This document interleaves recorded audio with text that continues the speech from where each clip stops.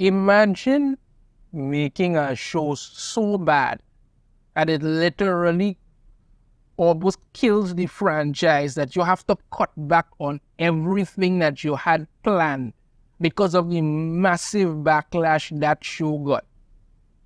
Ladies and gentlemen, I present to you The Acolyte.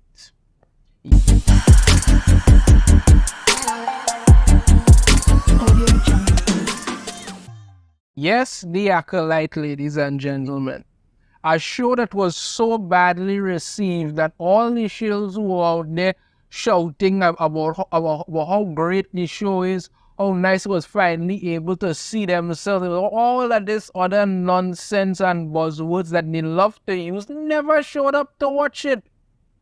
They never showed up to watch it. Because why? All they care about is going on Twitter, which is now called X, and bragging about how this show has people of color, how this show was made by some queer person, how this show does that. But will they actually sit down and watch it? No. And when it got cancelled, they came out in droves, even put out a petition and all kind of things.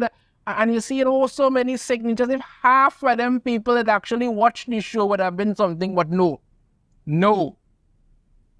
Because you know why? It was never good.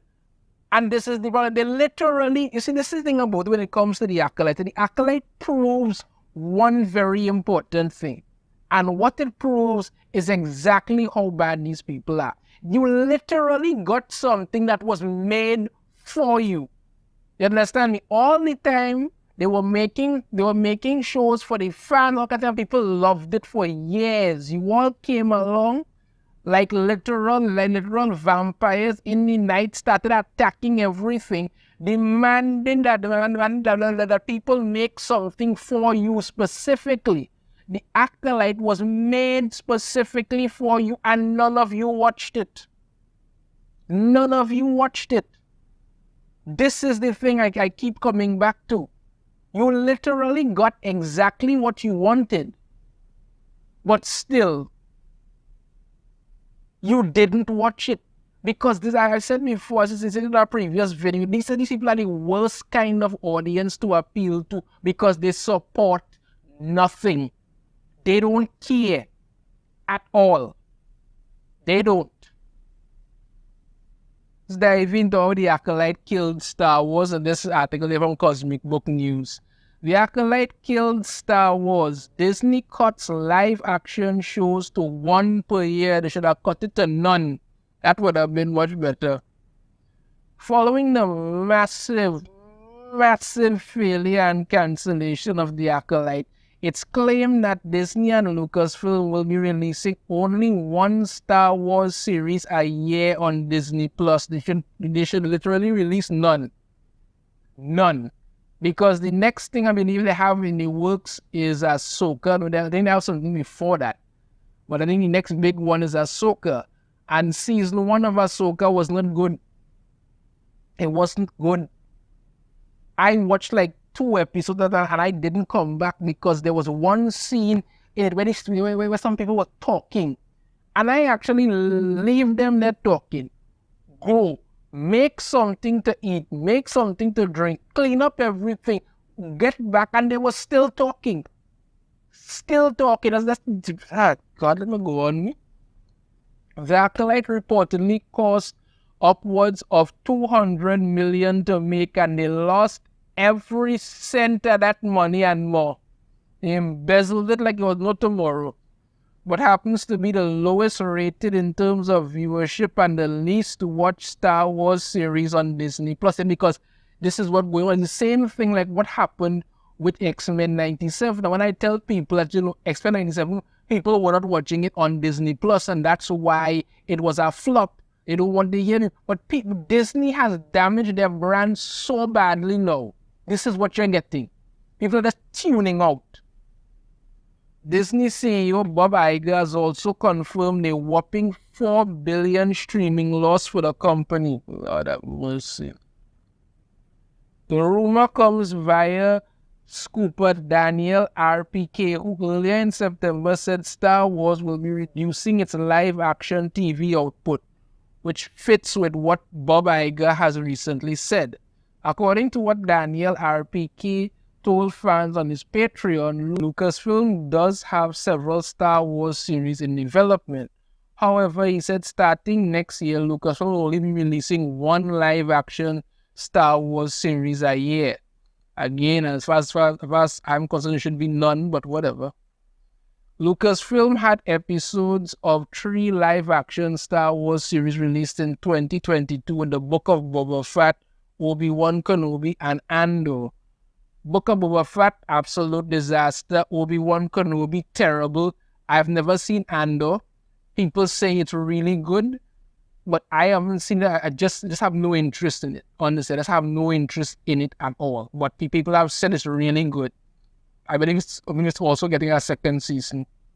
In 2023, there would be 2 series with The Mandalorian Season 3 and Ahsoka. We all know Ahsoka turned out and they literally cocked The Mandalorian, but whatever.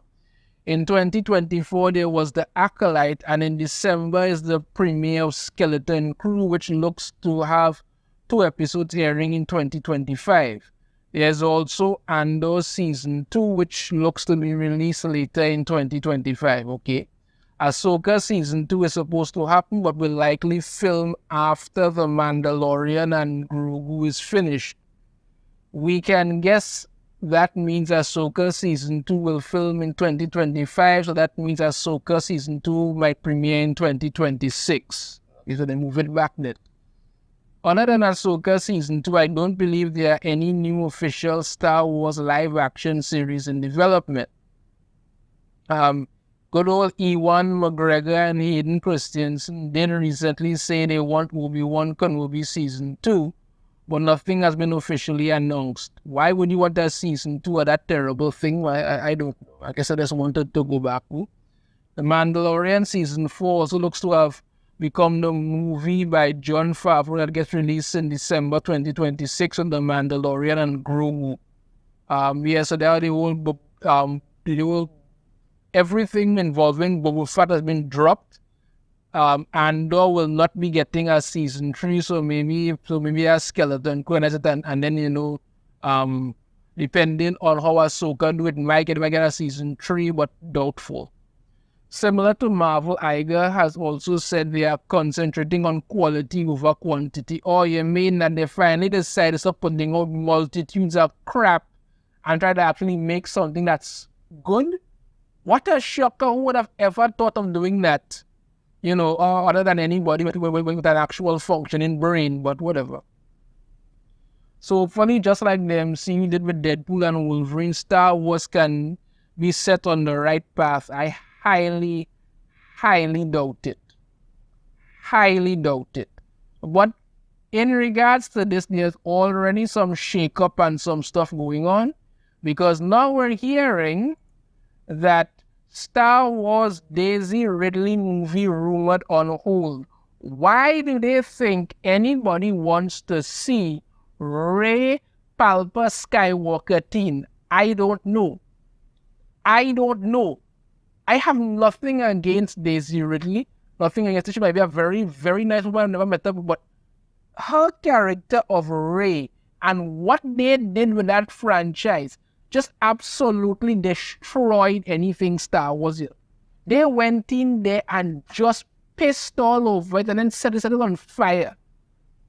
I saw the first movie that she was in. It was terrible. My opinion is absolutely terrible.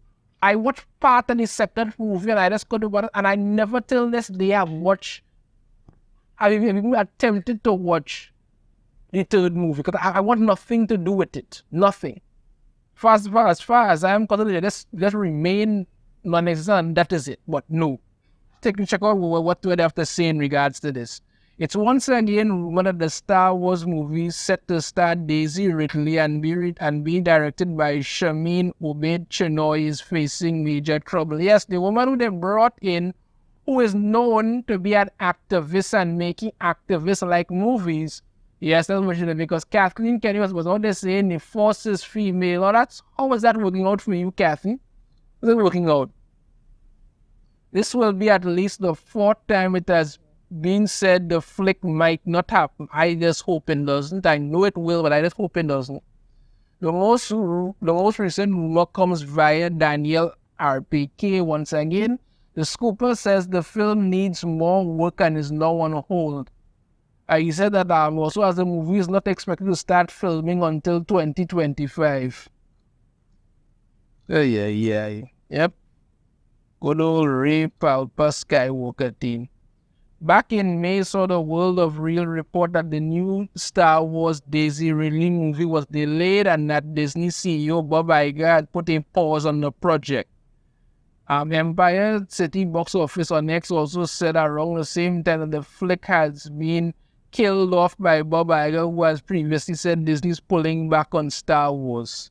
Also said that there was a lot of problems with the film and that writer Stephen Knight was considering bailing on the project. I surprised anybody signed up for it.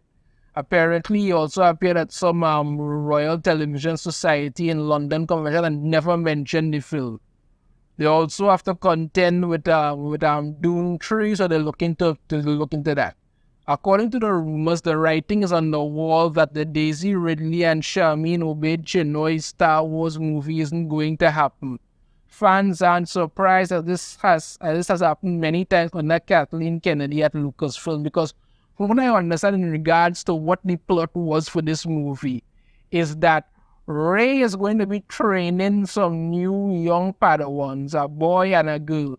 The girl is absolutely amazing and has the force powers unlike anybody. Meanwhile, the boy is just an incompetent loser because you can't wield the force while you have a penis. That's the thing. You can't wield the force while you have one. So best you just take a lightsaber and cut it off for some bloody thing. I tell you, boy. Yeah. So yeah, that's the long and short of it. Apparently, Rey PalpaSkywalkerteen's movie is on hold again. I, for one, hope it's never made. And most likely, more of these problems are coming out because the Acolyte killed Star Wars. When you make crap for people who don't give a crap, you end up in crap. This is why the saying goes, go woke, go broke. Let me know your thoughts on this in the comments. If you have a different opinion, I'd love to hear it. If you like the video, hit that thumbs up. Subscribe if you haven't already. Ring the notification bell to be notified every time I put out a new video. And I shall see you all next time. Take care.